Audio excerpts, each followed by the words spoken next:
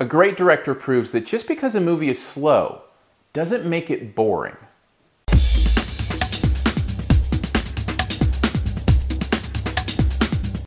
Side Effects is the name of the movie. Steven Soderbergh directs Channing Tatum, Jude Law, and many others in this movie about the pharmaceutical industry and what happens to one girl's experience with the drugs that she's given, as well as the people around her, and specifically her doctor and his life as well. Don't want to give into too many details because the story itself is pretty compelling and interesting.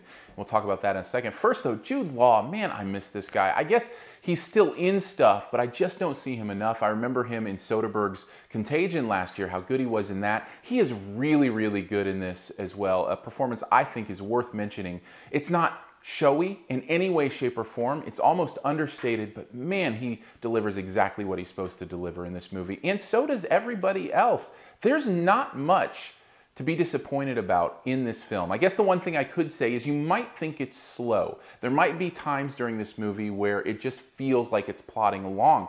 But the thing is, I never felt bored. I always felt compelled. I always wanted to know where the story was going and what was happening next. I think Soderbergh is a genius at using his camera to tell a story. So just because there's not a lot of dialogue or acting going on, he's still telling you a story with the way that he's shooting things and the choices that he makes. He really is one of the finest directors working today. And I'm sad that apparently he says he's done. I hope that's not true because this movie is really, really good. I should also mention that time he takes, kind of that real life rhythm, that's kind of his thing, is he likes it to feel like a real life situation. So the rhythm feels just like your day-to-day life. It doesn't feel overly amped or anything like that. That rhythm allows you to really care for these characters and really get into their lives and think about what's going on here. And I really, really enjoyed that part of this movie.